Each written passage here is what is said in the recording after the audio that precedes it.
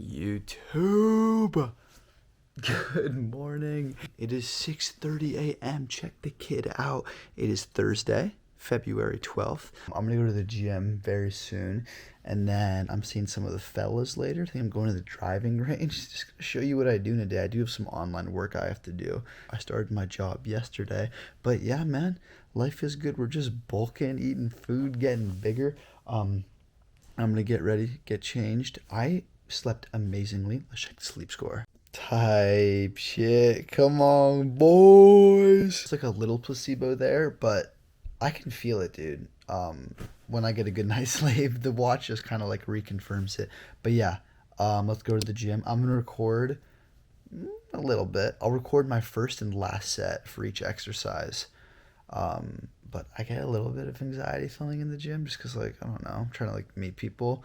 I don't want to be that guy because I'm not like an influencer. But yeah, let's go to the gym. I'll show you the pre-workout meal, and then we'll just go through a day in the life of a finally employed 24-year-old. Come on. Oh yeah, boys. 171 lean. Let's get some proper lighting. Oh shit. Did I just break my camera? We're leaving that in. No, it still works. Dude, I've never been this big.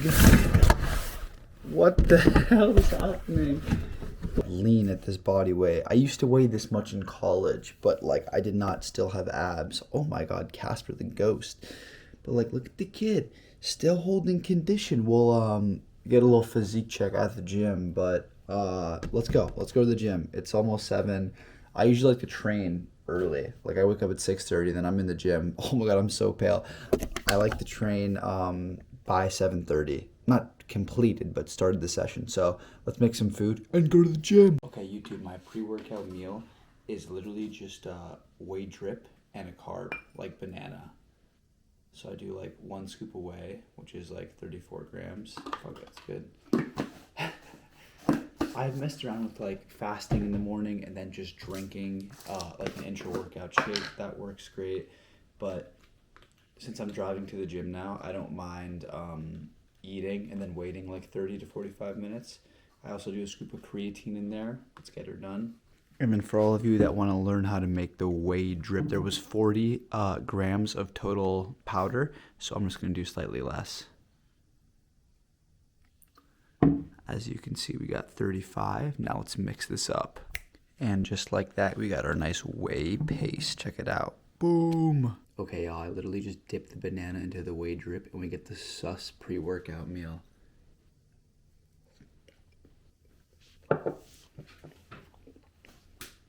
Banging. It's like a chocolate-covered banana to start your day. Come on now. That was yummy. Also having some coconut water for just carbs and because it's tasty. Ah, that's nice, boys. I don't actually track it like accurately. I just drink the whole thing over the course of a day or two, and then I log it in serving sizes amount. So that was like roughly 1 serving. Okay, last thing I'm eating is a slice of bread. That's my magnificent pre-workout routine. Let's make my pre-workout drink, brush our teeth, and go to the gym. Pre-workout I'm rocking with, boys and girls, whoever's watching this. I've literally never tried another pre-workout brand. I've tried their bulk also and their bulk black. I love them all. Transparent Labs just has a special place in my heart. I have a affiliate code for 10% off. Whopping amount. I tried their stuff on bodybuilding prep. Never had caffeine until I started bodybuilding prep, and I fell in love with it. So let's go to the gym now. I'm sorry I keep saying that. Okay, I'm gonna yap a little bit more about pre-workout nutrition as we go to the gym. There was a study done, I forget by who, but they basically determined, this is based off of performance, I think it was like a 10 RM and a 5 RM, either squat max or bench max, that the only thing that matters in terms of pre-workout nutrition is that you're just not hungry during your workout. Now that's based off of performance. In terms of how you feel, yeah, you probably want to mess around and find some meals that work really nice for you, that digest smoothly, but people will like overcomplicate it like it's this intense science. Have a little bit of protein, have some carbs in you before your workout, and then just get her done, boys. Holy shit show. I'm at my house right now and it's fucking chaos. That's my neighbor. I like to have just some protein before my lifts and some carbs, obviously a little bit of sodium too for the pump. But if you're not training first thing in the morning, as long as you have a meal in you, you probably have protein in you because you've eaten, you probably have some amino acids in your bloodstream because you've eaten protein already. And if you're hungry before your lift and you're eating within the hour, just like have a quick snack, some carbs, something easily digestible. Don't overcomplicate it, fellas. Bought this membership, John Reed in Santa Monica, super dope gym. The people there are really nice, the equipment's really nice. Music is pretty loud, but I don't really care because I love house music, but some people don't like that. I guess that's pretty much everything I want to cover about nutrition. Pre-workout nutrition is important, just it doesn't need to be that sexy. I just wouldn't eat like a giant meal right before you go work out or go into your workout starving. That's kind of the vibe, but you definitely want probably some protein in you, especially if you're training fasted first thing in the morning because you haven't had protein in a while. So there's no amino acids, or it's like the concentration is low in your bloodstream. What am I even saying right now? I'm gonna fucking die while I'm trying to drive this car and talk. If you really have a lagging muscle group that you want to bring up, do more weekly volume if you can recover from it. Now you can't just do more weekly volume and not tone down volume elsewhere. Otherwise, you're probably not gonna be able to recover. But if you don't really care about how your legs look, or your triceps or your biceps right now, and you really want a bigger chest, dude, do 4 weekly sets total on those other muscle groups. That will maintain them, even grow them slightly. 4 weekly sets is like the, minimum effective dose for muscle growth. So just do that and then hammer volume on your muscle group that you want to bring up. It's probably smart to distribute it out with the higher frequency like I'm doing. So I'm hitting chest 3 times a week and back 3 times a week, roughly with like 8 to 12 sets per session. I'm throwing way too much information at you guys probably for you to handle, but yeah, that's the vibe. I'm gonna drink this pre-workout and then I will show you my backlit. This lighting is awful. Why am I so backlit? Anyway, I'll see you guys in there. Peace. Little house before the gym.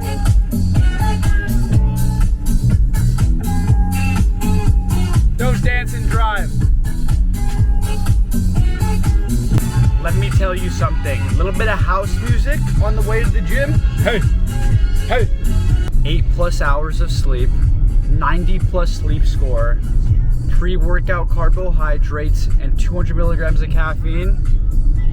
This pump is about to be disgusting, and I am 100% PRing on every single movement today. If I don't, I am an absolute failure. Absolute failure. I want you all to unsubscribe. How these Santa Monica parking lots work near my gym is basically you get the first 90 minutes for free and then they start charging you. So I set a timer on my watch the second I get my ticket from the structure. So I get my workout in and done before I get charged. Here's the gym. John Reed, come on. I don't know why that's cool or you guys would care, but I'm showing you that anyway.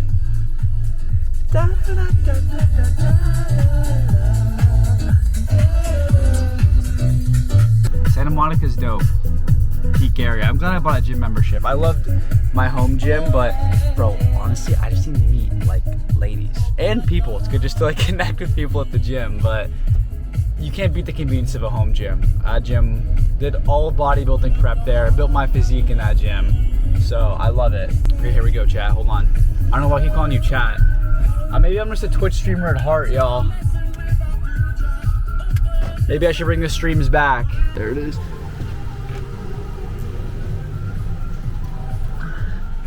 Got my ticket.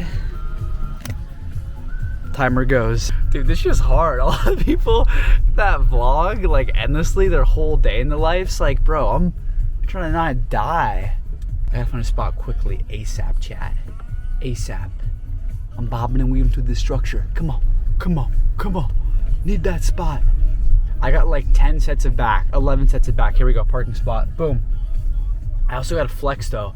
So it's usually like 45 to 60 minutes of working out and then like 10 minutes of posing because I'm a douchebag. And then, yeah. All right, I'm putting this camera away. Next shot will be on the phone. Boom. to find my way home. I feel so lonely and lost in here. I need to find my way home.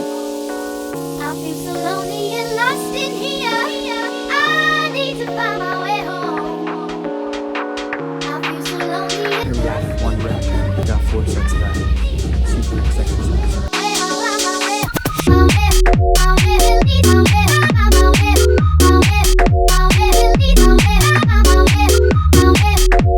Added a rep there. That was a grinder.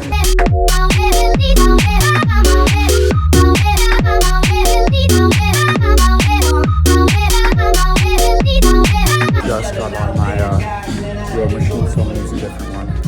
Kind of weird to track progress this way, but fuck it, stay close to failure. I feel so lonely and lost in here. I need to find my way home. I feel so lonely and lost in here. I need to find my way home. I feel so lonely and lost in here. I need to find my way home. I feel so lonely and lost in here. I need to find my way home.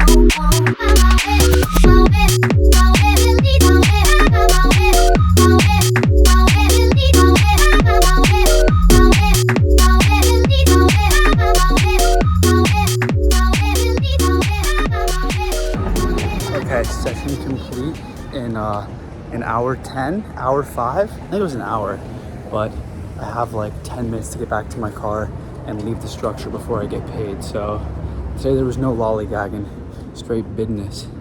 Overall, that was a W though. PR'd on single arm lat pull down and lat prayer, added a rep there. And then I had to use a different rowing machine, but I kept a mental note of how many reps I did last time on it. And I think I added a rep as well there. So pretty solid. That's what a good night of sleep does to you. And some elite pre-workout nutrition. Didn't get chirpy today with the females, just straight business. When I film these YouTube videos, I'm not gonna like try to be chatty. I'm just gonna go in there and get my work done. And sometimes, you know, like when they're both headphones in, locked in, you just can't like approach them. Just gotta let them do their business. But if they're like one earphone out looking around, I think that's a fair chance to shoot a shot. What am I talking about now? We went from like workout progressions to chirping girls.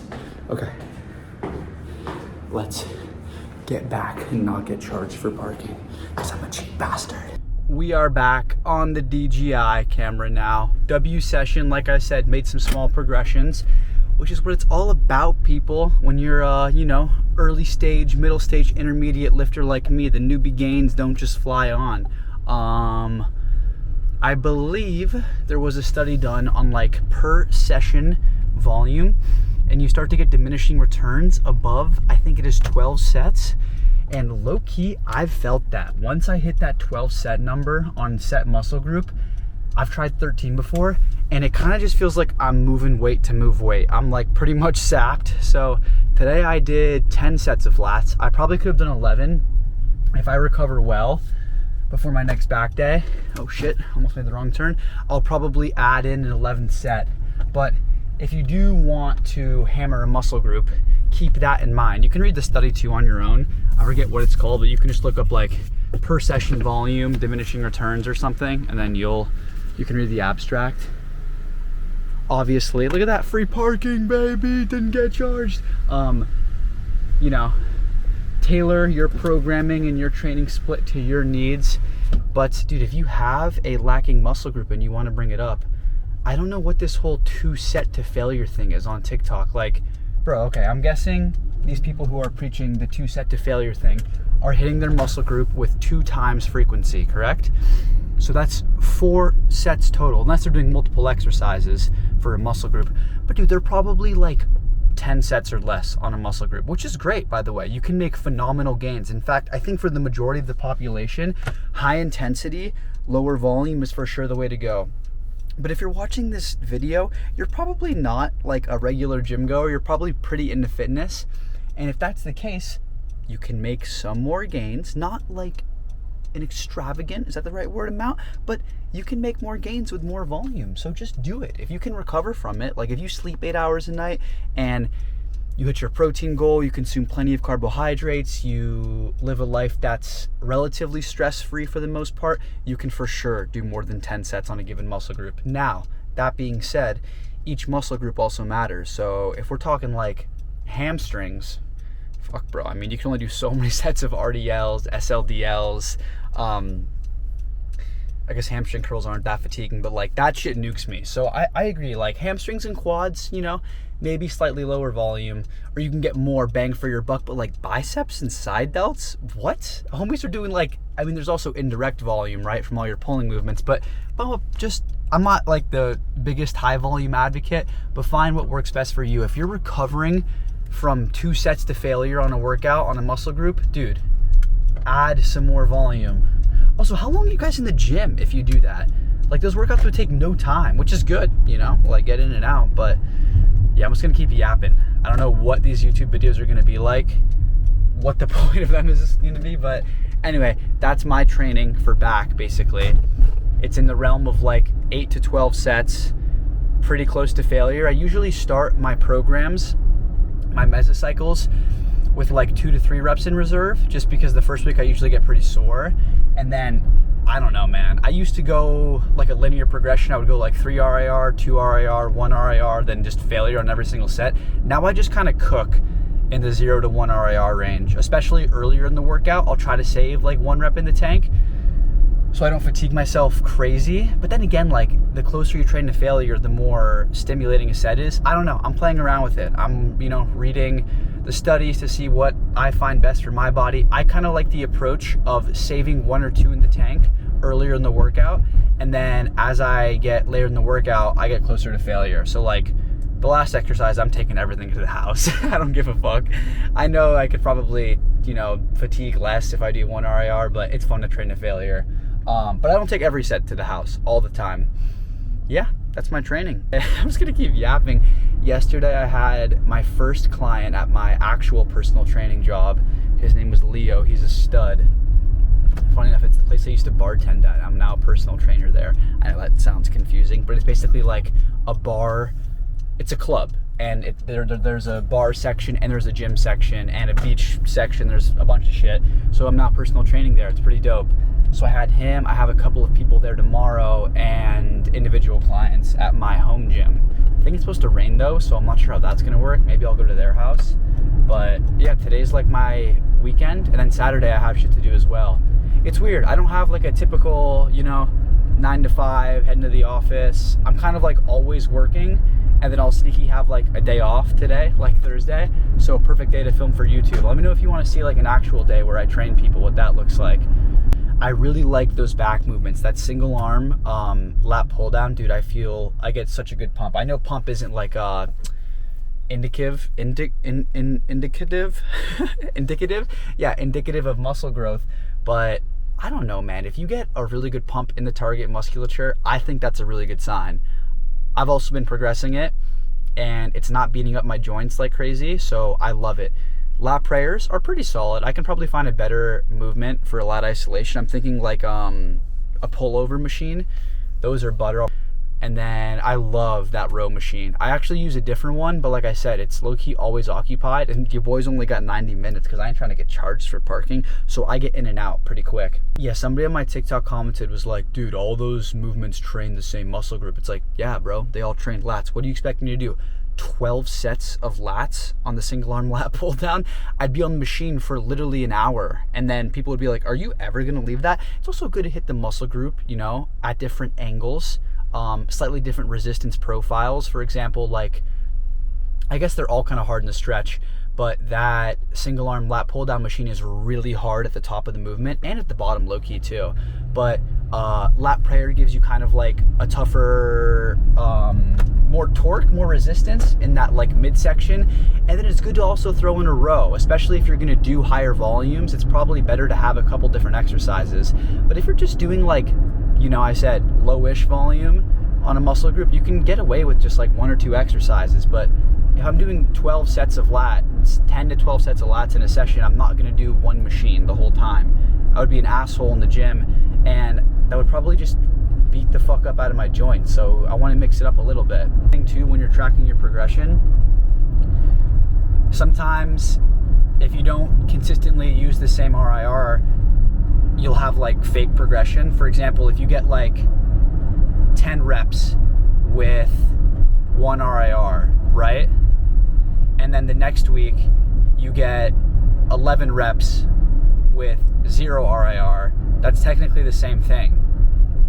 So standardize your progression. Like if you're gonna do 1 RIR on a set, do 1 RIR on the set the next time. Is that a good idea? Yeah, I think that's a good idea. That's what I do.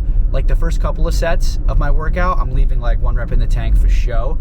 And then I log that in my macro factor workouts. Like next to it, you have your reps, you have your weight, and then you have your RIR. So I know, okay, I got this many reps with this RIR in the tank.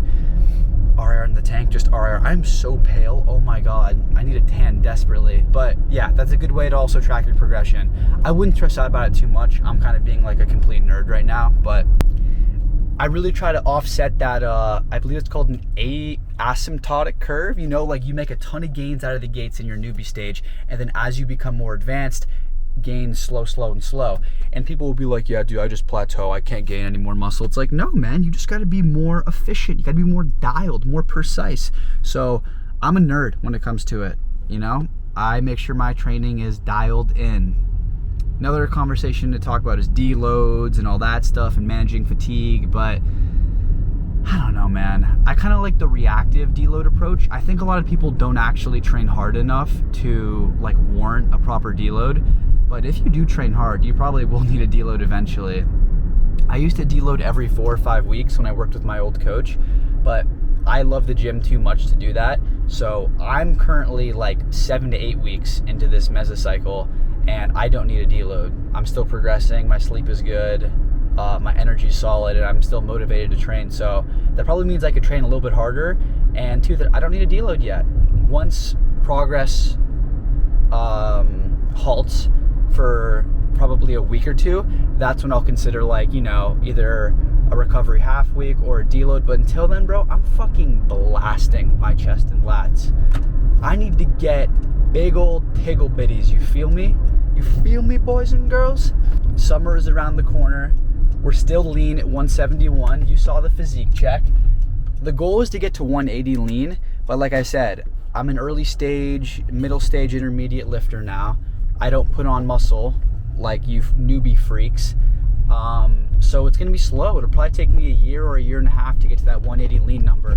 My goal is to get to like 175 or 176 and then do a little mini cut, go back down to 170-ish, and then, I don't know, this is like me just spitballing. I don't know what exact numbers will be, but get into that range and then build back up to 180 lean. And then once I hit 180 lean, I'll probably compete. Like when the time calls for it, I'll probably compete again.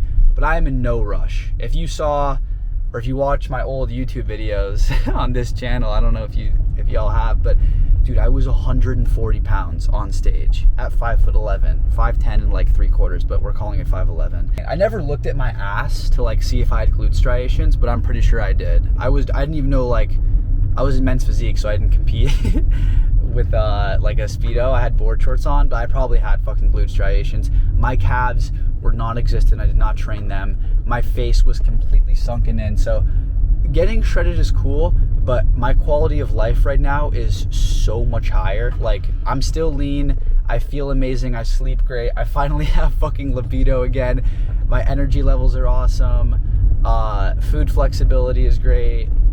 I have a social life. I don't know if I said that, but I'm in no rush to get back on stage. I do want to do it again because I think I've actually put on some serious size, and I think I'll look, it's really cool, the whole process of bodybuilding prep. It's spiritual, and you learn a lot about yourself, and it's really hard, and it's fun to do hard shit in life sometimes, but I'm in no rush at the moment.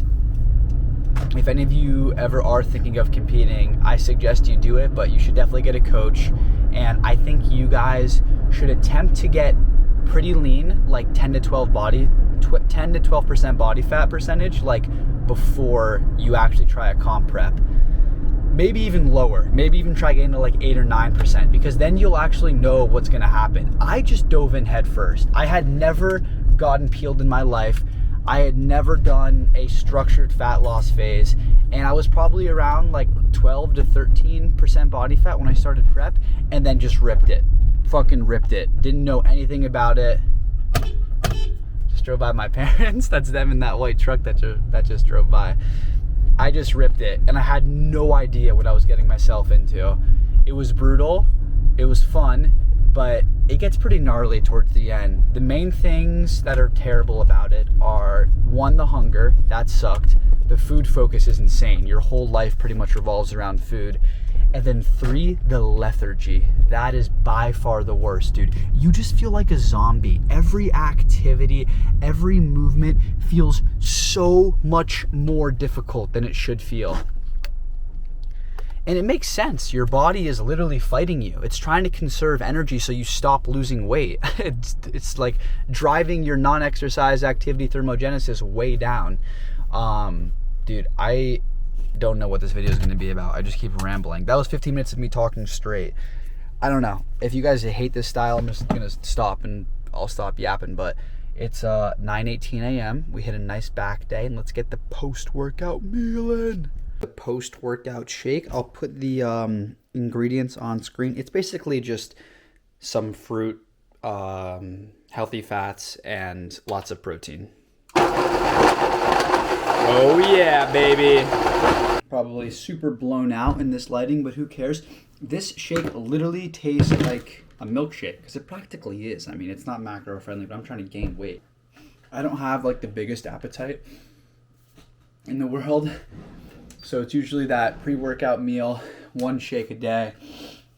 And then depending if I have dance or something late at night, dance class, I'll do like 3 or 4 meals after that. 10 out of 10. See you at the next meal. Okay, YouTube, it's 1 p.m. now. We got meal number 2 going down. We have here some mussels, sweet potato, kale, red bell pepper, white rice, and then a little Greek yogurt and mashed up berry concoction on the side for extra protein. Mussels are typically very lean, so I added olive oil for healthy fats, but dude, my taste buds are still cooked. Like, one bodybuilding prep genuinely changed them forever. I will consume pretty much any sort of food now. I don't care. I could eat dog food and be content. It's concerning slightly, but also liberating, because I don't like live for food. It's just fuel. I still appreciate a good meal. I'm not like a complete psychopath, but I don't need to be blown away by flavor anymore after starving myself for 7 months straight. But yeah, I'm gonna get this in me. It's 1 p.m. I'll probably eat around 5. I might see a movie tonight. I might go to the driving range. I also might do nothing and just work on client stuff. So we will keep you posted. Okay, we got our third meal, people. Chicken, ground turkey, white rice, peanut butter and honey, and 2 kiwis. I know y'all probably think this combination is diabolical, but I'm telling you, it's like a little bit of sweet and savory vibe. The peanut butter gives it this little bit of nutty flavor too. I'm telling you guys, you just gotta try stuff with cooking, all right? Fuck all the norms, what people say. Get in there, start with a lean protein source, add some sort of carbohydrate, and a delicious fat source of your choosing. Mix and match, try some stuff out, baby. I'm gonna get this in me. Range plan fell through, movie also fell through. So I'm just gonna do some more work, actually start editing this video, and show you guys my final meal. Boom! I had to turn the recorder back on. Dude, I know the taste buds are cooked like we said, but peanut butter with some nicely seasoned chicken breast, white rice, and a little bit of honey, it's kind of like a shit show. Did that fall on the plate? Nice. You're getting sweetness, savoriness, a little bit of nuttiness too. Delicious. Okay, final meal of the day, people. We got a 4-egg omelet, some Drizzlicious, and an everything bagel. We got the gunners on, so you know we mean business. I just edited up this entire video up to this exact point in time. But look at this 10 the night, fellas. I mean, come on, you can't beat that. These are dangerous. The Drizzlicious, I highly recommend. If you're cutting, maybe stay away from them, but If you're gaining weight, go crazy. As you can see, primarily whole foods, but once you pass that like 3,000 calorie mark, in my opinion, it gets pretty hard to eat exclusively whole foods the entire day. You need some refined carbohydrates to just ease digestion. Like, I'm not trying to eat 100 grams of fiber. I mean, I know you can. There's technically no upper limit, but I like to have a little bit of an appetite for my meals. So check it out. Little everything bagel action. Let's get a bite on camera and call it a night, people.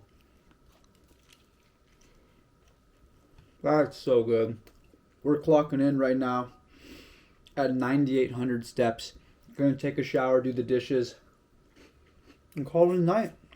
Day in the life. This video's been so long. I apologize. If you're still here, you are an absolute real one.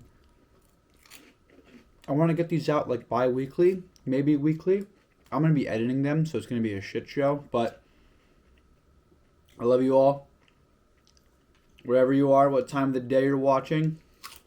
If you're cutting, good luck. I might join you in a couple of weeks, baby. See y'all in the next one. Boom.